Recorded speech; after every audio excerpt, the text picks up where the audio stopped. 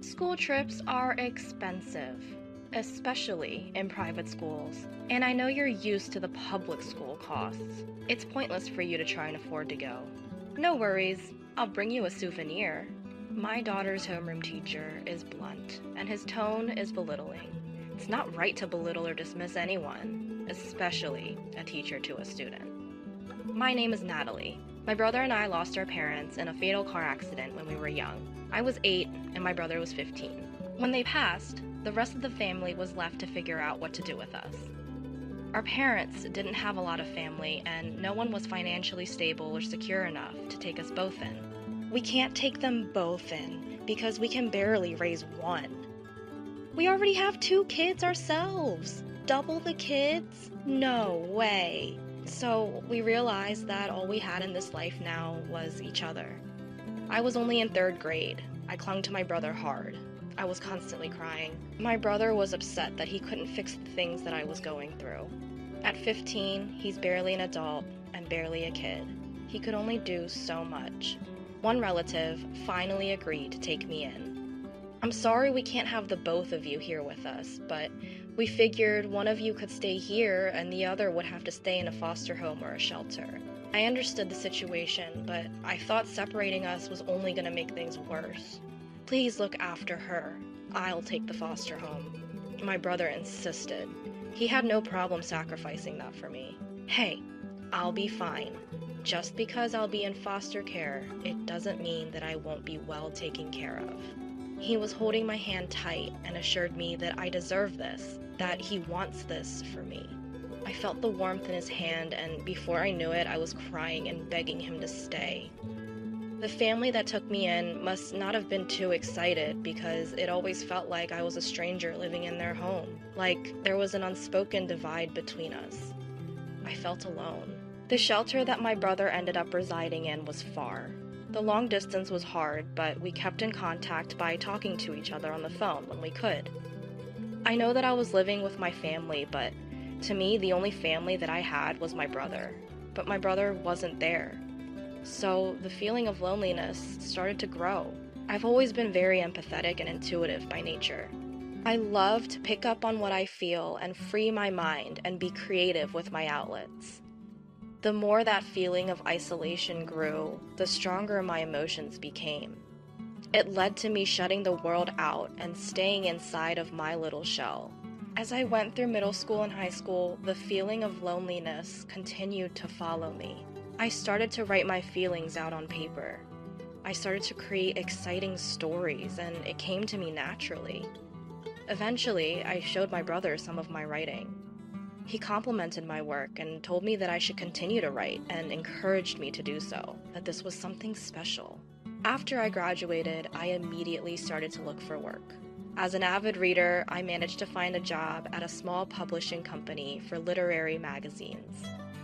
If the company was any bigger, I would not have applied. Not because I'm not qualified, but because it wouldn't have been the right fit for me. I pour my entire heart into my writing. I'm pretty obsessed, and I wanted to repay my family that took me in and reassure my brother that I'm okay. It was hard at first, transitioning into my first job and then learning from my mistakes, but I continued my best. And then before I knew it, I was there for 5 years. At the time, I was working in the editorial department for one of the main writers. This writer had great potential for the company and even won a recognition award for his work. As the editor in charge, I tried my absolute best to help him. When he got stuck with a concept, I offered him some of my creative insights and feedback. I have no idea what I'd do without that creative intellect of yours, Natalie. Receiving that approval and praise from your boss as an editor felt amazing. We were really close and formed a solid bond with our work relationship. And so then it led him to, Natalie, you are the perfect partner at my work. I know you are the most perfect partner in my life. Will you marry me? When he asked, I was completely taken off guard. It was so unexpected, especially since we aren't even openly dating or romantically involved. I mean, given the close working relationship, We do know a lot and enough about each other. So I decided, yes, I want to be with you forever. And the words felt natural. My brother was so happy for us. I hadn't seen him much since we lived apart, and he was coming to the wedding.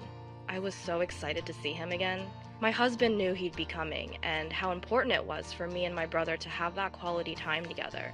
While catching up, he tells me that he started involving himself with the shelter and the kids there.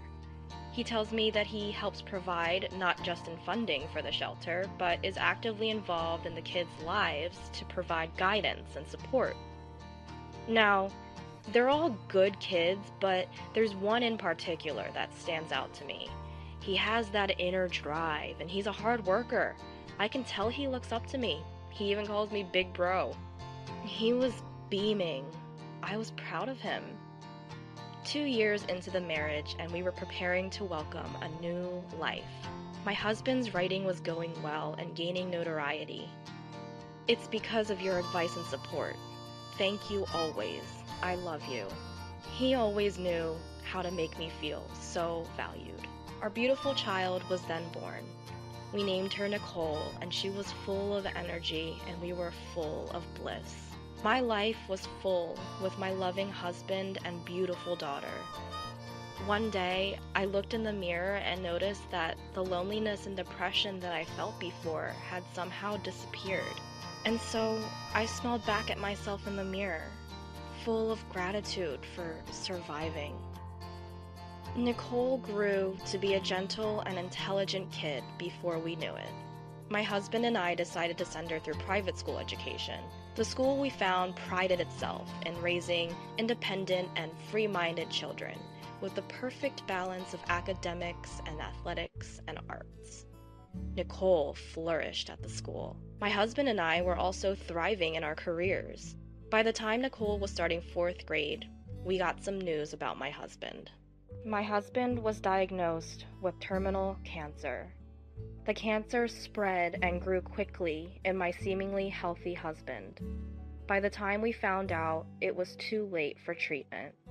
We arrived together at the hospital, but I went home alone. I was with him, praying to God for any hope that he could recover, but God had other plans. I was terrified because I thought the loneliness would come back. But this time, I have Nicole. I wasn't completely alone, and I had to push through for her.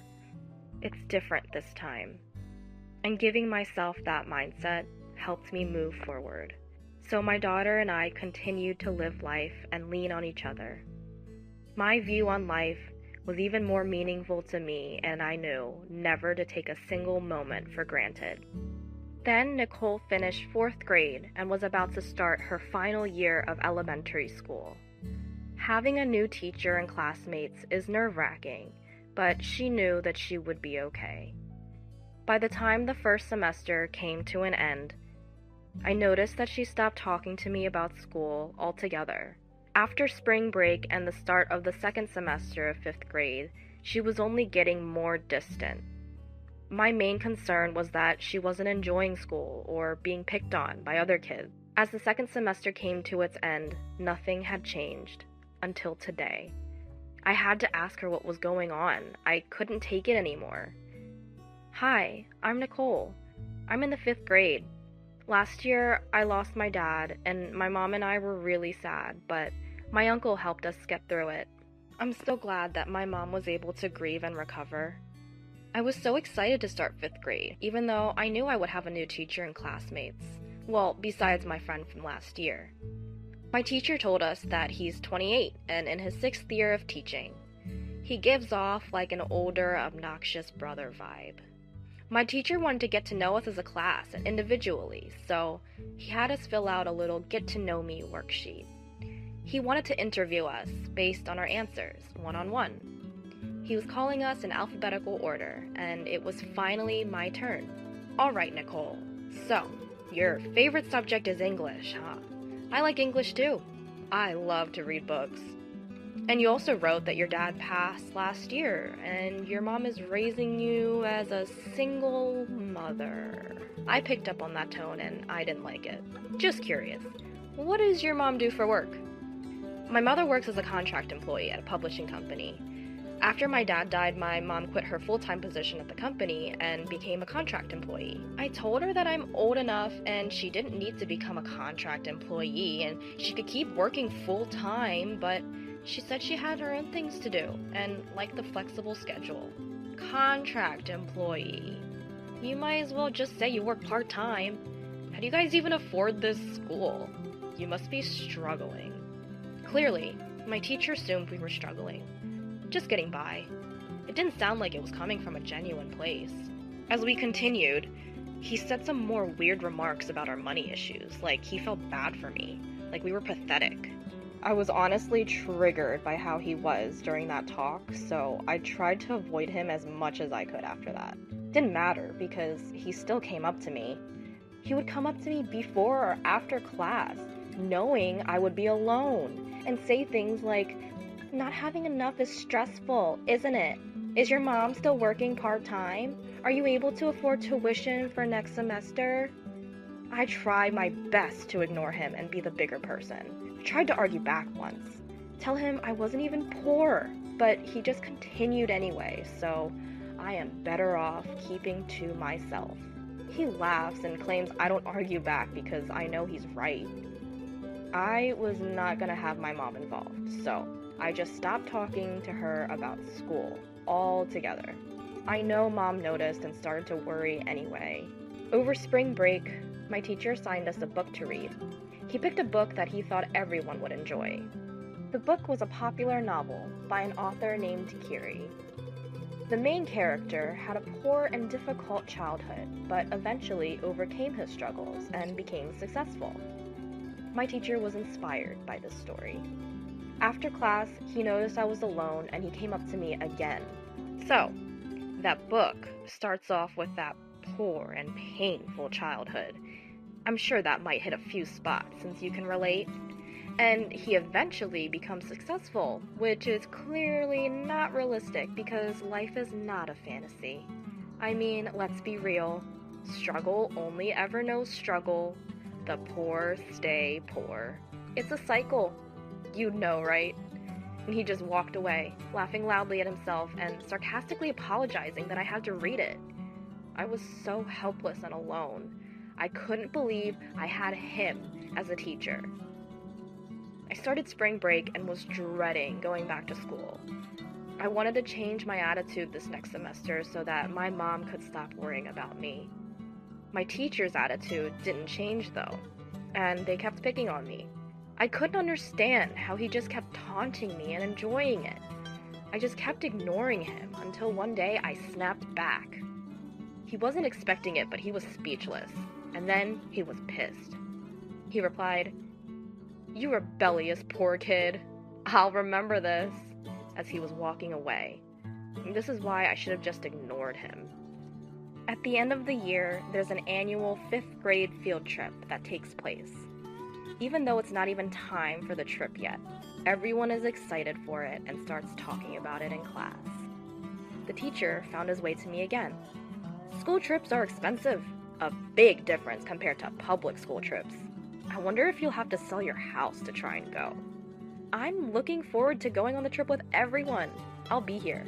But, it's all good if you can't make it. The trip is a luxury, and for you, the necessities are more important. Don't try too hard to keep up. We all know it's better off if you just stayed home." He even said that it would be better off for the school if I didn't come. He's definitely trying to get his payback for me snapping back, I figured. One day, my classmate had their Nintendo Switch stolen from their book bag and started to question everyone.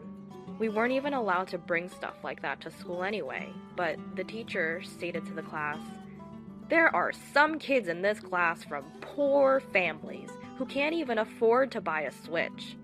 They might have been jealous and taken it. You never know." He didn't spell it out, but he was implying that I was the one who could have done it, and looked right at me saying it. My friends started to question me. If I tried to stick up for myself, he'd probably say something smart back, like, "I didn't say it was you, but can you not afford a Switch?" So I just held it all in. Eventually, the switch was found, but I will never forget how that made me feel. Once it got closer to graduating, we had to talk about our plans for middle school. This time, it was to confirm our classes for middle school, and a separate conference with the parents would be held. At the conference, it started by my teacher suggesting, "So yes, you plan to continue with the same affiliated private school, but you should think about other options." "Why? I want to go to middle school with my friends." "Your mom must be struggling. Can she really afford the tuition and fees for another 3 years? I think it's better for you and your family to go to a public school that suits your means. If you're poor, you're poor. Stupid to overextend yourself." The teacher continued to be belittling, and I couldn't take it anymore, so I got up from my chair and I slammed the door on the way out. I was crying the entire way home. I was so frustrated with him. When I got home, my mom sat me down to ask me what's been really going on, so I told her the truth. I am literally speechless at what my daughter just told me. I don't even know how to begin to process this. I had no idea my daughter was being harassed at school, and I never thought that it would be her teacher, of all people. And my baby didn't want me to worry, so she kept it all in and dealt with it herself. I hugged my daughter and cried and apologized for her suffering. I had to go to the school and talk to the teacher immediately. I decided to record our conversation on my phone, just in case. "This is unexpected and sudden. I'd assume you'd be working hard, just as I am." His response only proved my daughter's story more. I asked why he would even have the nerve to say all of the awful things he has said to Nicole. I had to tell her because she wouldn't have learned otherwise. As a teacher, it's my job. But evidently, you don't realize it for yourself. Look, if you're financially unstable, you should just have her attend public school. I mean, otherwise, it's all for show. I am not financially unstable. We have never had to worry about money in our life. That's a front right there, if I ever heard one. Contract, part-time, whatever, you're struggling, that's for sure. He interrupted me constantly and talked loudly over anything I had to say. It was impossible for me to have a mature conversation with him. His constant immature remarks were pushing me to the edge. I ran out of patience, and I warned him, "That's enough. I've heard enough. Don't ever talk to my daughter like that again, or I will be back, and you will be sorry." I left the room, leaving the teacher speechless. I slammed the door shut, full of anger, but I didn't care for how loud it was. It felt good. After that confrontation, Nicole told me that he did stop talking to her completely. I honestly didn't think that she'd let it go that easily, but nothing happened, and she made it safely to graduation. I ended up not being able to make the student-teacher-parent conference afterwards. Nicole proudly decided to attend the same middle school as her friends, and the teacher laughed at that. The ceremony ended with the school's anthem. I wished that my husband was still alive to witness this moment with me. Then we started socializing with her friends and their mothers to keep in touch. The teacher made his way towards us. "Oh, are the poor and needy enjoying themselves? I tried to suggest public school, but you're selfish. Life must be tough for the lower class of single-parent families. Private schools aren't fit for the poor." He was saying all of this because he knew it would be the last time he'd ever see me. He did not care that everyone was there listening to him. And then an angry voice came from behind. "Joseph, I did not expect that coming from you. You are absolutely not suited to be a teacher." Usually my brother can keep his composure, especially in public, but he was fuming. Kevin! Big bro, what are you doing here?" He was not expecting to see him. "What are you even saying? You, of all people, know the prejudice and struggle of growing up with a single mother and poor upbringing, especially since we both survived the same shelter. How could you be so low to someone when you know exactly how they feel?" Joseph and my brother met at the shelter. Joseph looked up to my brother growing up, and he was there to help him. Joseph considered him a big bro. My brother supported his dreams of becoming a teacher, and it was him who recommended Joseph to this school once he got his teaching degree. He worked in education himself and provided resources for kids to have a bright future in education, thinking it would be their best chance at a bright future. He had a lot of supporters because of his dedication and vision. The school's principal was one of them, so he gladly offered Joseph a teaching position, given my brother's recommendation. "I'm here with my sister for my niece's graduation." And Joseph realized that Nicole was his niece. And then he realized I was his sister. I decided it was my turn to give it to him straight. My late husband was a famous writer, and we receive his royalties. We can live comfortably off that alone. But I also have my own steady flow of income. He couldn't believe what he was hearing. The author Curie, the book you are inspired by, and the author who you said you were a huge fan of, is actually me. I made the name up, it's a pseudonym. So, you could imagine the sufficient amount I earned from that alone, too. My husband and I enjoyed collaborating, but I wanted to write something for myself, to put into writing the idea that I had for this novel, and he supported my dream, so I started to write. And the more I wrote, the better the writing got. When my husband passed away, I switched my job to a more flexible schedule to focus all of my attention on it. I could have completely stopped working, but I don't mind staying because I value the company. And that's how I could finally finish writing my book. Joseph directly related to the author in the story with his upbringing and childhood.